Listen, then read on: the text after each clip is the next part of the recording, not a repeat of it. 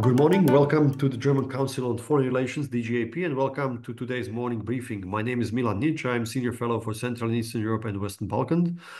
Today, we will look at the narrow margins and high stakes in Romanian and Polish elections. Last Sunday, voters in both countries were electing their heads of states.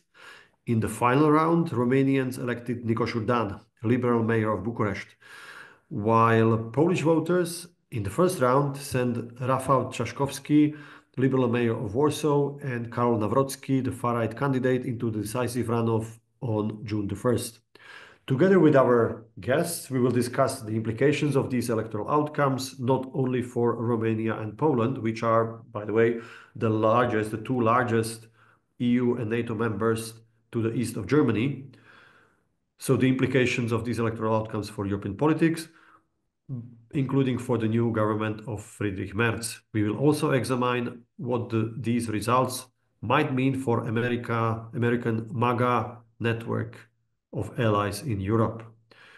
To discuss these and other questions, I'm delighted to introduce introduce our speakers. Rolf Nikel is our vice president from 2020. Before that, he was German ambassador to Poland in 2014 to 2020. Then Dana Alexandra Scherle, head of the Romanian service of Deutsche Welle for the last 5 years. She was born in Sibiu, Romania, previously known as Hermannstadt. And last but not least, Kaiola Vlank, senior fellow at the German Institute for International and Security Affairs, SWP. Welcome, all of you. Let me ask you if you can briefly address the underlying problem in Romania, which will not run away, which is that, like in the annual elections in December, the anti-elite, anti-establishment candidates attract super high support because large part of the society is unhappy with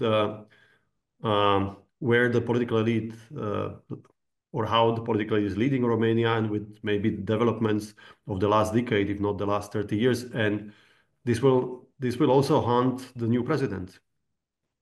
Exactly. It was, of course, an anti-establishment vote. Let's not forget that Nicusor Dan was also an independent candidate. So the vote for him was also an anti-establishment vote.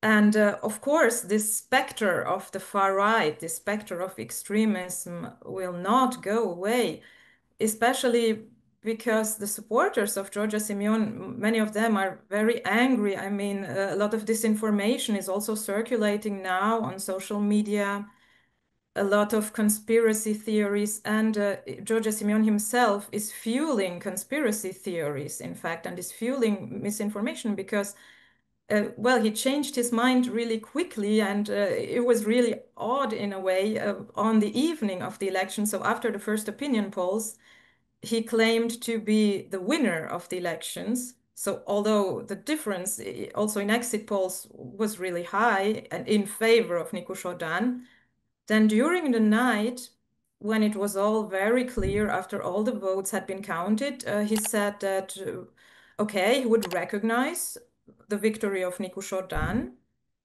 And then he wrote on Facebook, in an answer to a comment that he received on his page, that actually he would question the legitimacy of the elections, and that these elections had not gone the way they should have gone. And he even spoke about international interference. So he claimed that France had interfered and that the Republic of Moldova had interfered, although there is no proof at all for all of this.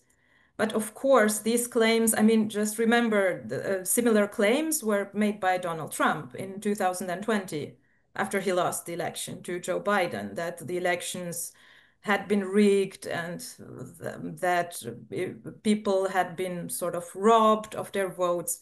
So, of course, these claims that are not based on any real proof also polarize the society even more. Okay, we'll go back to Romania in Q&A. Let's move on to Poland. Rolf, Poles voted in the first round of presidential elections on Sunday with a not so high turnout, but the turnout was very high among the youngest segments of the voters, and it went to very far-right or radical candidates. So if we look at the results of the candidates on the third to seventh place, it doesn't bode well for the winner of the first round, for the runoff, Rafał Trzaskowski with 31.4%. His lead over Karol Nawrocki, nominated by the far-right nationalist Law and Justice Party, is very narrow. So in contrast to the polls and to the expectations, the advantage that he was supposed to have going to the final round is not there, or evaporated. So what do you expect? We'll see. Is it clear now that Nawrocki is a favorite, or is it still wide open?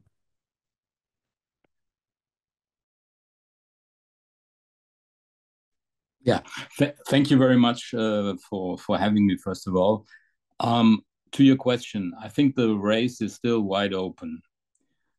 We've seen in the first round, and that would be my first point out of three, we have a double polarization in this first round. First of all, there's the polarization between the two candidates, the front runners who will go to the second round. That is Trzaskowski and Nawrocki. But both of them together got only 60% of the vote. Which means there's the other polarization between the, if you want, system candidates on the one hand, Trzaskowski and Nawrocki, and the non-system, anti-system candidates on the right mostly, but also on the left. Don't forget that there is a candidate like Adrian Sandberg who got 5% of the vote, who is an extreme leftist. So there's this double polarization. Trzaskowski won more narrowly than expected. The polls were again not correct, as usual in Poland, I should say. And of course, this was a warning to Trzaskowski, because together with his coalition partners, he only is at 40%. And that is, of course, a danger for the second round. Nawrocki fared better than anticipated. The scandals that surrounded him did, in the end, not hurt him. And he is still a very important candidate for the second round. The right-wing candidates, Manson from Confederacja and Brown and Sandberg got together 25%. But it's very unclear whether these votes will actually be reported to Nawrocki or to Trzaskowski. So it's a very interesting thing to follow now. What will happen? The voter turnout was, compared to the first round of presidential elections, was relatively high, but low in comparison to the parliamentary elections in 2023, where it was at 75%. This time, only 67%. So for Trzaskowski, the important thing now is to mobilize his own camp. That is, as far as can be done, is set, because the coalition partners endorsed him. PSL, Trzecia Droga, the Third Way, did it, and Romania, of course, also did it, and so this and the left did it. So on this side, he has probably the support of those parties, and now it's extremely important for Trzaskowski and for Nawrocki how to mobilize or demobilize the Confederacja voters. So there will be another debate on this coming Friday on TVP, the public transmitter, and there will also be sort of a private, if I may say, debate hosted by Manson, who has invited both front runners and goers to the second round to invite them to a talk on his YouTube channel.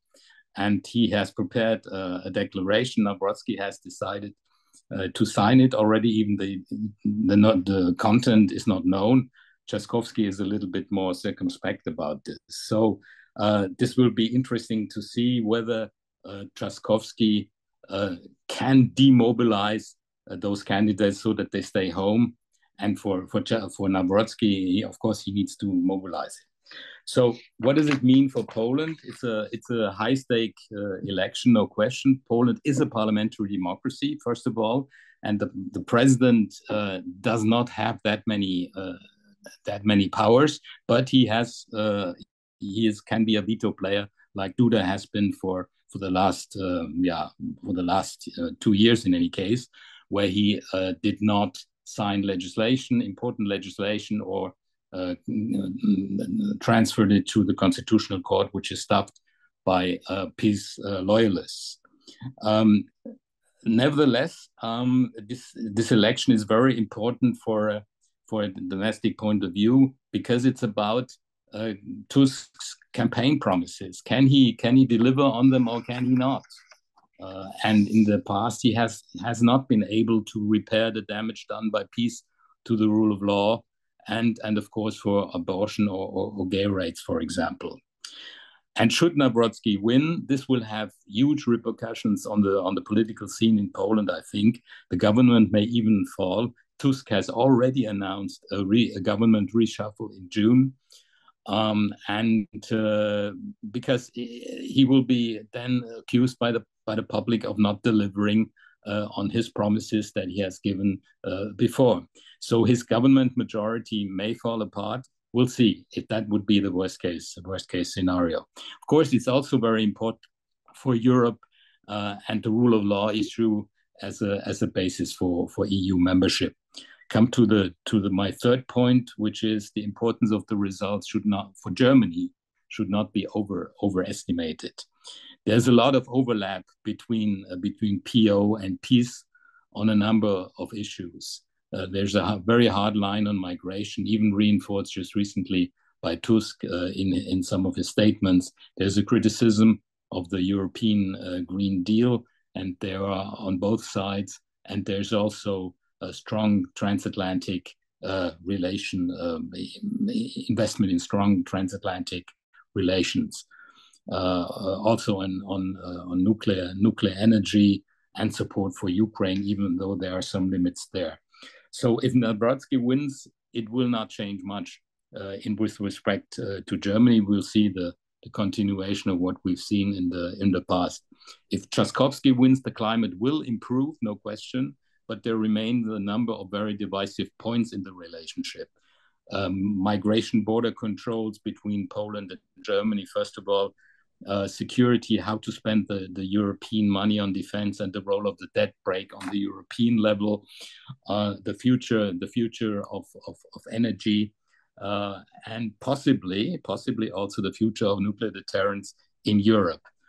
The memory questions will not go away, like reparations issue, etc., but it may not play the same role if Trzaskowski wins. Sorry to jump in, Rolf. Just a very quick follow-up question before we move on to Kai. Donald Trump received Nawrocki in the White House before the first round. How big thing was it, do you think, in terms of impact of the first round? I think it was important. No question there. The polls are playing on this. But I think it should not be overestimated either, because the government also is trying to play on strong U.S.-Polish relationship. Of course, there's the second issue of European defense as a plan B to plan A, but I don't think one should overestimate estimate that. The important part is domestic issues for the Poles, and that other can help, but does it really change the situation? I would doubt that. Thank you. A lot to elaborate and discuss further during Q&A. Over to you, Kai. So what does it all mean, these important high-stake elections in Romania and Poland? What does it mean for European politics and Germany? Thank you for that important question, and good morning from the beautiful town of Cambridge, where I am at the moment. Let me try to give you some loose observations first before trying to tackle your question in comparing both countries and the dynamics. I think first we should not forget both elections have shown us that elections are not won, but they are lost. So it's very important not to do mistakes. Just one example in the Polish case, Mencken had a very good kind of momentum. There were even kind of debates if he could surpass Nawrocki. And then he had a lengthy interview on a podcast where he said he is in favor of an even more restrictive abortion, so forbid every sort of abortion. And he's in favor of introducing fees on universities, and that cost him quite a lot of popularity. So this was one of the big mistakes. Second, these are presidential elections, so personalization, hyper polarization in the second round. They are very specific, and they are different from parliamentary elections. And then, of course, and Rolf Nikel pointed at that, and even more so than in Romania than in Poland, we have governments and we have parties which and governments which need majorities. Now, one observation on Poland. I think what we saw in Poland is a sort, in Germany would say Lagerwahlkampf, so two camps which try to mobilize mainly their own constituencies, but it is asymmetric, and that's a problem for Trzaskowski. So apart from Nawrocki tries to win some voters from PSL, but otherwise it's about kind of activating his own followers. For Trzaskowski, it's much more difficult because he has to find ways to the left, which is quite easy for him, but also to the more centrist voters, and even to the voters of the right, of some at least right-wing candidates. Piotr Zaremba, a Polish journalist, recently wrote, he observes a sort of an escape of the social liberal camp from its own identity. And he pointed at economic policies, where in a way, Tusk is becoming more and more peace-like. Yeah, for example, emphasizing economic patriotism. Yeah, or his this whole story about the polonization of economy. That's a traditional peace term. Now, Tusk plays with it. But anyway, I think it's more demanding for Trzaskowski. On Romania, one observation, I think in Romania, the older model of protest is exhausted. So if you look back at the last 30 years or so, you had different forms of protest, but they came from inside the system or from the fringes and were incorporated, like Ponta. It was also sort of populism from inside, of course. Basescu with his kind of unification with Moldova attempts and so on. Or even Iohannis, kind of as the sort of pro-transparency candidate from outside, from the province, the German, so to say. And he also kind of became part of the system quite soon. And this old model has not worked anymore. So just now, if you put both cases together, I think there are some similarities and some differences. First, and this is a difference, I think in Romania we were witnessing, let's say, the rebellion against the cartel.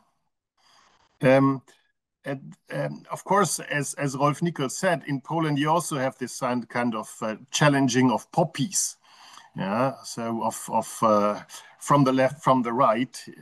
But I think in Poland it's mainly kind of the traditional polarization and antagonism of this kind of pro-European urban liberal camp and the sovereignist camp. So in a way, Romania might run into the situation where Poland already is since a couple of years. Second, sorry, can you explain? I'm sorry. Can you explain what do you mean rebelling against the cartel in Romania? You probably mean the socialists or the parties that governed. But yes, I mean the big shock of, and the name we hadn't heard the name now in our discussion, of Georgescu. I mean, the whole saga of this Romanian elections began at the end of last year.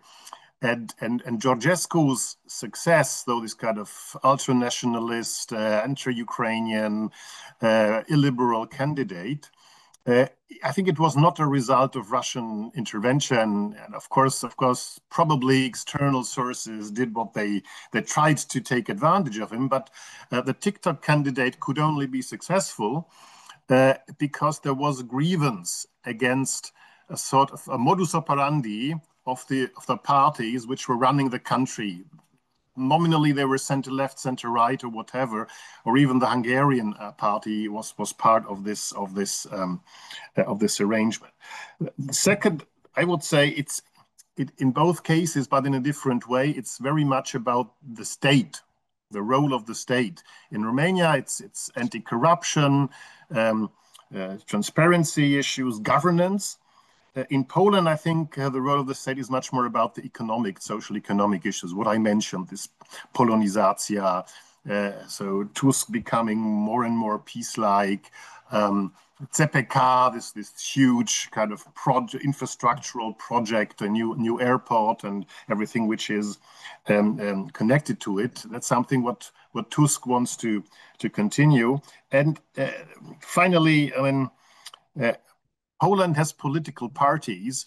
Romania has associations of interest, and that's a difference, a huge difference. I think in the Romanian case, one of the key questions will be the future of PSD, of the Social Democrats, and I think, but Dana might have more insight in it.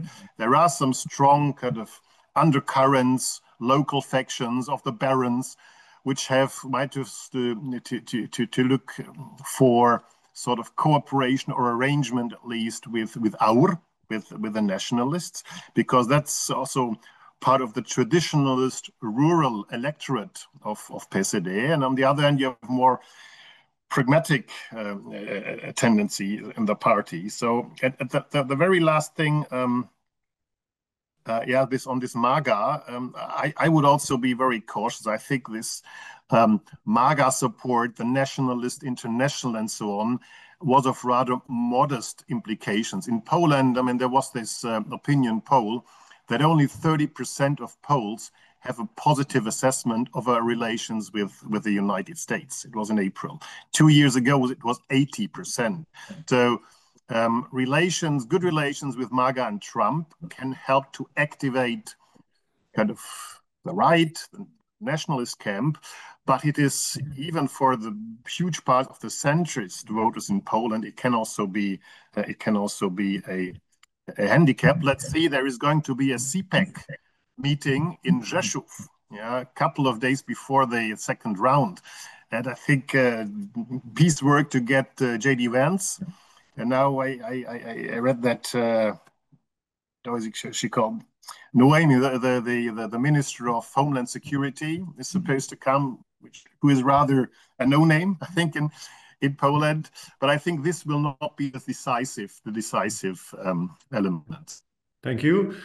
Let me open up a Q&A part and start with one of our speakers. Actually, Dana wants to react probably to you, Kai, but can you please tie it also with a question in the chat from Nikola Xavierev? What are the prospects for new government formation? Dan, President-elect, has to appoint the Prime Minister and a government to able to pass not only reforms, but also to start cutting the budget deficit, because people might not know Romania has currently the highest budget deficit in the EU. But you know at what level it is? 9.3%. So it's an enormous job, very tough job, very unpopular job for any new prime minister. But what are the first steps that President-elect will have to do, and when does he assume his office? He will assume office probably at the beginning of next week. And everything will be very complicated. It depends a lot on what PSD is going to do, the Social Democrats, which are the biggest party in Romanian parliament. And don't forget, AUR, George Simeon's party, is the second largest party, the party with the second largest number of seats in Romanian parliament. And they announced that they would block everything and that they would not even take part in consultations with the president. So it will all be very chaotic and very complicated. It's hard to predict at this moment what will happen. Just another point I would like to add to what Olaf Lang said about Călin Georgescu, the extremist who won most of the votes in the first round of elections last year in November, and then the elections were annulled. So our secret services in Romania talked about Russian interference. Up until now, they didn't do a very good job at explaining to the public how exactly this Russian interference had taken place, but we know that there is actually a form of hybrid warfare from Russia that also affects the Republic of Moldova and also affects Romania, of course. And there was also illegal party financing for Călin Georgescu, and this has been proven. So it was not just that people were poor and dissatisfied with the establishment. I mean, of course, that was a very important factor, but it was not the only factor. Has Dan announced who would be his pick for prime minister? He plans to appoint Ilie Bolojan from the Liberal Party, PNL, who is the former mayor of Oradea, where he did a very good job. He's very popular there. And he's also the interim president at the moment, so until Nicusor Dan will assume office. Very good. Nastya, over to you. And please introduce yourself also, although many people know you. Thank you. Hi, I'm Anastasia Pociumban. I'm a research fellow at the DGAP. I'm in the same team with Milan. I have a comment and a question. I am myself from Moldova, and I also found it interesting the level of mobilization in Republic of Moldova. At these elections in Romania, almost 160,000 people voted, while in the first round, 90,000 people voted. And there was a big mobilization, and 88% voted for Dan Nicusor. And I think in Moldova, there was a sense that a lot is at stake as well, especially because the other candidate, George Simeon, is banned from entering Moldova. And I following also the elections, and Moldova has parliamentary elections this year, and it's used already to the hybrid threats that have been ongoing from the Russian side. So I felt that in Moldova, in a way, this high level of mobilization was something that has happened in the past. Because the risks of George Simeon winning elections were perceived as threatening, also for the country and with his messages. So in a way, he managed to also unite Moldovan voters in support for Dan Nicusor. But at the same time, George Simeon has mentioned that Moldova interfered in Romanian elections. And I have two questions, Dan, actually, for you. One, on this, what do you see with George Simeon's claim now that he's going to contest elections? Because I see it more as a really distraction from the real issues. But Pavel Durov also said he's ready to testify that France has asked Telegram to ban the advertising from George Simeon and our party. So how do you see that going forward? And my second question is a bit also in line with Nicola's question. What do you see, do you expect that he might work with PSD for the government coalition? And how do you see this formation and the future also of our in this context? Thank you. Thanks. Let me collect more questions. So Ricarda is next. Thanks. Good morning, Ricarda Niehaus. I also work at DGAP. My question is on Poland, so you can also sort the questions and answer it later. Maybe let's do it first Romania, and then we come back to you. Okay. Thomas, your question is on Romania or Poland? You are muted.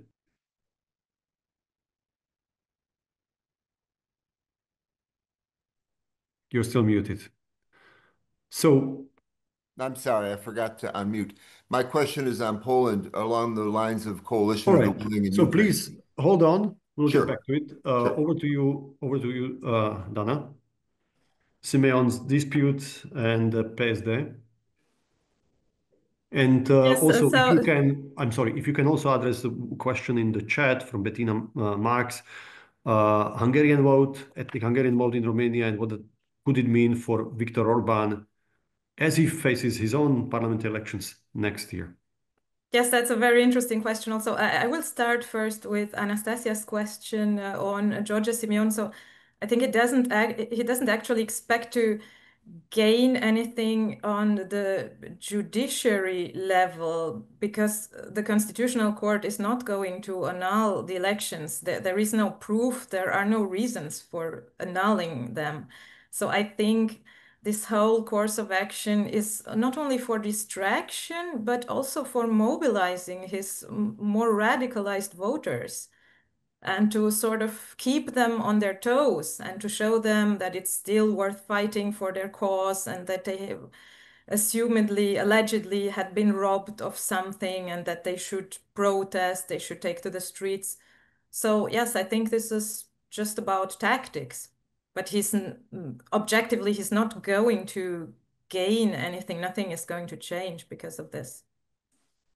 And the other question, what will PSD do? Well, it depends. There are different currents inside this party. So there's a more modern, a more European current, a more reformist current, but there is also the old, very conservative, very nationalistic current that is in some points quite close to some elements of ours. So it depends on which current will be stronger.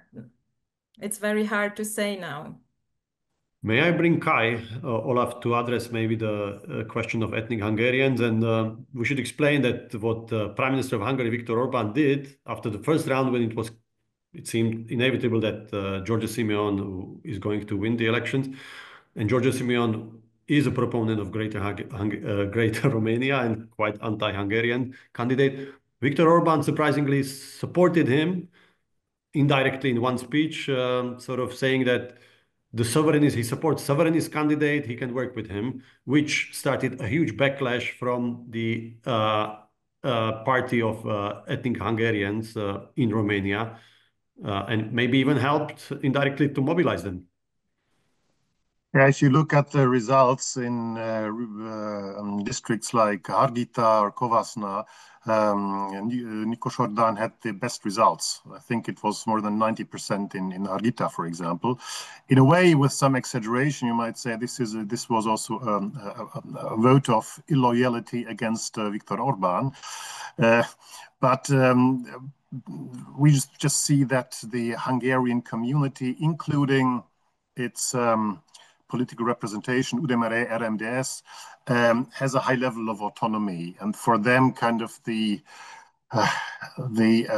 distance to great Romanian nationalism is too strong. So that was for them a clear priority. On Romania proper, just a few words. The contestation and Simeon, I agree. Man, he will have legally no prospects. But I think there were already some reactions from MAGA. So this is a sort of complicating entrée for Dan if kind of Musk and others are questioning the legitimacy of the elections. For the future of I think one question will be the relation between Simeon and Georgescu. What will be the role of Georgescu in the future? How will our position itself vis-à-vis minor nationalist competitors, SOS Romania, POT, no other party? And also, what will be the relations to business structures and oligarchs? I read an interesting kind of comment after the first round. There are two phases of success in Romania now after the first round. George Simeon and Gigi Becali. So it's a kind of one of the richest Romanians, a bizarre figure that has not proven to be true. but anyway, so what are the connections with the business world? And very last thing, government options. I think there are 4 options. First, the continuation of the old coalition. We have to know governing will not be funny. Milan, you mentioned it in Romania because of financial restraints and other challenges. Sort of super grand coalition. So the old combination, PSD, PNL, Hungarians, and USR, so the party which mainly supported Dan. That would mean that our is the only relevant opposition party, which would be rather dangerous. And it would also mean USR has to cooperate with the Social Democrats. The fact that Ciolacu resigned as the chairman of the Social Democrats is a signal that they are a little bit more acceptable for PNL, but also maybe in the future for USR. But I don't think that USR will go this step. And the other option would be a minority government without Social Democrats, but with basically Hungarian party, with PNL and USR, or technocratic government at the very. My guess is that there will be a sort of continuation of the old coalition. Stability is the key imperative now. I think the characteristic moment in the last time was when the interimistic president appointed the interimistic chairman of PNL to become the interimistic prime minister. So that shows in which transition period Romania is now. But we should also maybe say that the foreign policy and also very high level of support of Romania to Ukraine will stay, right, in any of these options. Ricarda, over to you. Okay, yeah, like I said, my question is on Poland. Rolf, Nikel, you touched on this briefly, but maybe you could expand on the voting results when we look at young people, so below 30. I would be interested in your assessment whether this is a trend that is here to stay, that will we will no longer see this pro-peace duopoly in the next decades, because there was such a huge voter shares for Mencken, but also for Zandberg, and whether the Polish democracy is heading for more of a fragmentation when it comes to party politics. And Thomas? Yeah, thank you. One thing nobody, as far as I could tell, nobody mentioned this whole issue of coalition of the willing and the issue of Ukraine. I've been at like several security conferences in Poland and the Baltic countries just in the last month. And even last night at DGAP, the discussion is, well, Poland's part of the coalition of the willing. But the details, I mean, if you look at, there was this agreement signed by Confederation with Nawrocki. Well, it wasn't Nawrocki, it was the leader of PIS. But anyway, there's this agreement signed, and it's very much, we will not put troops in, we will not do all this stuff for Ukraine. And if you talk to the leaders of Confederation, they're actually, the discussion about NATO and so forth is very reasonable and about Putin, who he is. But as soon as you mention doing something for Ukraine, it's, we got problems with those people from World War II. And even Tusk, when Macron came to him, Tusk was upset that he asked it too publicly. And they said no, and the vice foreign minister, Sikorski wouldn't say it, but the vice foreign minister said, no way would we send troops unless it's part of NATO. So it's very constrained in Poland, even for Tusk. If somebody could talk about the implications of this. Right. Okay, thank you. Mihai, Gabriel, is your question on Romania or Poland? I just wanted to, hello, first of all, I just wanted to make a short comment, but on the Romanian elections. If you please can hold on, we'll come Yes, back to, yes. let's cluster it this way. So over to you, Rolf. First question was on the young voters, and maybe what I would just bring into the discussion is that if you look at the absolute numbers of these voters, also from young contingent, for Metzen, even from Braun, the numbers are concerning. For Braun, it was over 1 million votes. Yeah, I mean, this is quite clear that among the young voters, and that does not only mean up until 30, but also more than that, 40 or so. there has been a very, very large percentage in the youngest group, about 90% or so, who've been voting for the extreme right, the right wing. Now, is this a phenomenon that is going to stay? It's difficult to say. I mean, if you look at elections across the board, not only in Poland, you see that things can change over time. As people grow older, they grow sometimes more responsible, and that may change. But if you look back at the elections in Germany, in Poland over time, for example, I compared it to the first round of the election of 2015, the first when Duda first was the candidate, which is kind of similar situation. We also had at the time a very high percentage of right-wing voters among the young, but generally as well. And I mean, Kukis was there with got 20% in the first round, and Korwin-Mikke another 3 point something. So the right wing got even more votes at that time. So there is this discussion in the media as well about the right shift to the right wing, etc. I think it should be seen with some restraint. But generally speaking, not only in Poland but also in other countries, look at Portugal, which had an election as well, that there is a push on the right, and it's in some countries even worse than in Poland. Look at France, even look at parts of Germany. So we have to watch this, but I'm not exactly sure that the young generation will always stay with these kinds of parties. Sometimes people just get responsible over time. Fair enough, but there is, if I may challenge you on one thing, which is position on Ukraine. That was the second question. Well, first of all, I would say there is at least one can understand that when the time is not ripe, that you don't express yourself too forcefully. The German government is doing the same thing.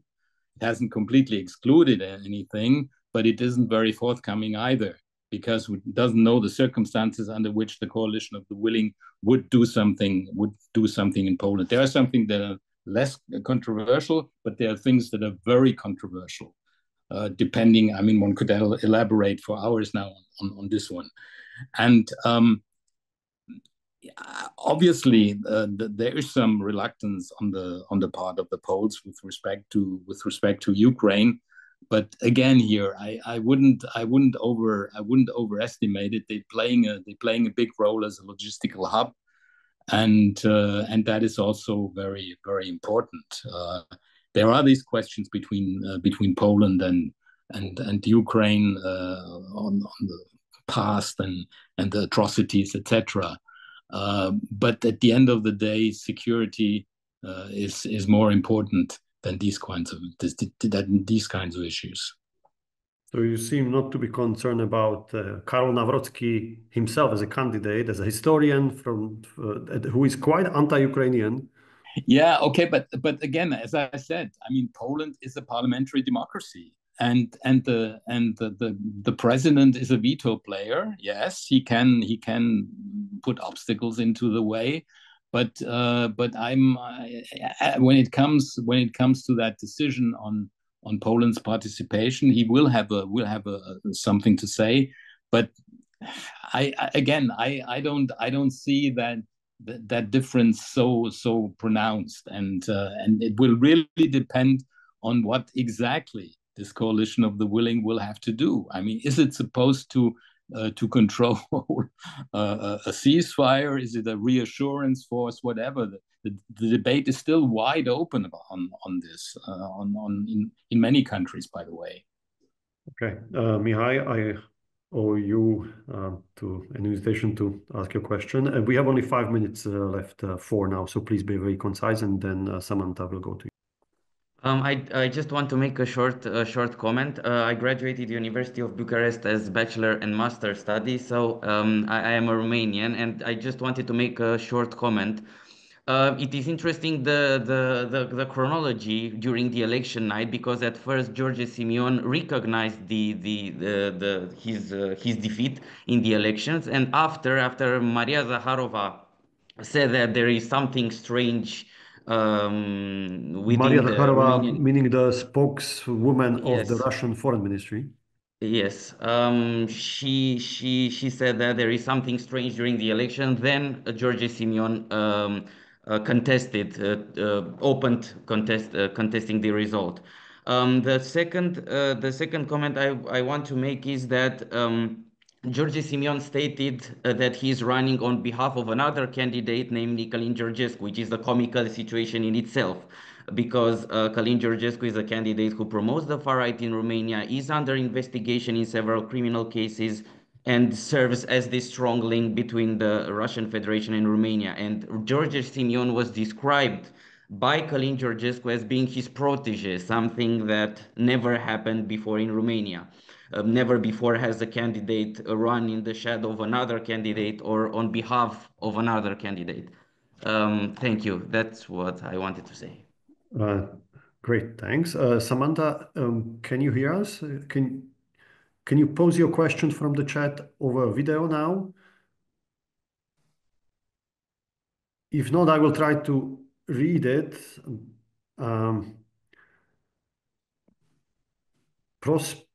Allies in European symbiosis in likelihood. Sorry, I have difficulty to understand it. So if you can ask your question now via video, please do so. If not, let me come back to Mihai and ask in closing Kai about this. You said that MAGA and Elon Musk will be questioning the legitimacy of the new Romanian president. You see similar tendency, similar claims coming from Moscow, as Mihai pointed out, and the losing candidate, George Simeon, who has the second largest party in the parliament, will continue to do so.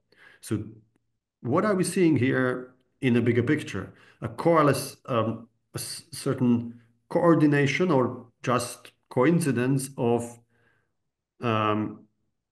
political statements against new liberal Romanian president between Washington, Moscow, and the far right in Romania? Is this a pattern that you expect to see elsewhere? I think it's not. It's probably not an orchestrated kind of acting, but and I think also the implications will be modest. I mean, what will decide about the further development is the stability of institutions, and here we have the problem that in Romania the party system is maybe imploded or is crumbling, is in a state of restructuring, that there is a high level of mistrust against bodies like the Constitutional Court and so on and so forth. So is the country domestically able to withhold such a sort of questioning? In Poland, you have the problem, I think it does not play a role, but if the outcome is tight, who will confirm the results? Is it the Sąd Najwyższy, so the highest court, whose composition is questioned? So the decisions of the electoral authority can be confirmed, overthrown by a court which is in question. So, but I think the Polish system is stable enough that it cannot lead to disruption from outside. And if Trump meets Nicusor Dan at some point, said he's a nice guy, I love Romania, and in a way if he has business interests, if Romania promises to include US companies in the Neptune deep gas field in the Black Sea. Things are completely different, and the whole story is forgotten in a way. The final point on Poland, I think the implication of foreign policy, Mencken has 8 points, which are the conditions for support. He wants to sign Trzaskowski or Nawrocki, and 4 of them are about foreign policy, 2 on EU, no losses, transfer of competences to Brussels, no new treaties, and 2 are on Ukraine, no soldiers to Ukraine, and no ratification of a potential accession of Ukraine to NATO. First, this is not a coalition treaty, and second, these issues are not on the table. No soldiers to Ukraine is a kind of consensus in Poland. So I think Nawrocki could agree, no costs, and if at some point in some years the question of Ukraine's NATO prospects would be on the agenda again, this would be forgotten. Thank you. We could start another round, but the time is over. Rolf, Nikel, Dana, Alexandra Schelle, and Karol Nawrocki, thank you so much for spending your morning with us, for all your insights. To all our participants, thank you for being with us.